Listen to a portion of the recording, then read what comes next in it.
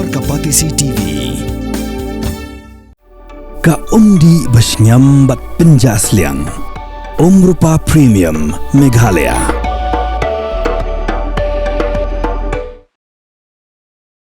Khynnah berang Snem Garta ora Shah Khrai Khlieh Hakhmat Kmie jong hawi bru belangit bode wadan jingduna hakbol perkhat kini gajing jak raja hakajala Madhya Pradesh. Kakumuji ngatho gibrig BOE dalagi jong Hakhmat kilaong bo mani shubala apsan Snem Garta ulawan dak thok bar ularung hakaying jong kalusing. Kitra ying la kindet gajing le jong nu breu bakim BOE menuru.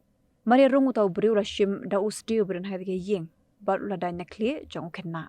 Kmie klalinyar kat lakat yai bat kerpat ban omle AAU kuon jangka bat klamen saru hagajing persang ban yadaya ukon.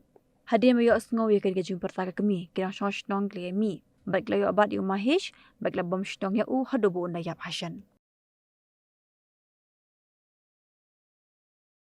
Pidan dukan marbam ndai compare la kabared ka pidi harut surok ni ka bahe kum ki restaurant bat ki wei ni pishat roti shat kiek bat ki wei na ka benta ka koi ka khya jonggi pat ba nong bam nong di pat ba phinyo ka jing shania naki pidan kam bandon de ka license ka papaka ka bala ithu da ka an kata ka Food Safety and Standards Act arjar henril link ba ka section lai phoi iwe kam de ka ba e ba phinyo e ka license Pila ban apply ko online link ba ko website foscas.fssai.gov.in daga ba pihak pan upload ru tegi kod kisla badan kam kat kum gajat jingkam jongpi Pila ru banyak kendo yaki designated officers lani food safety officers ke badan hak office terekam jongu lani ke district medical and health officer habaro ke district ke badan Meghalaya latno tang ha is khasihers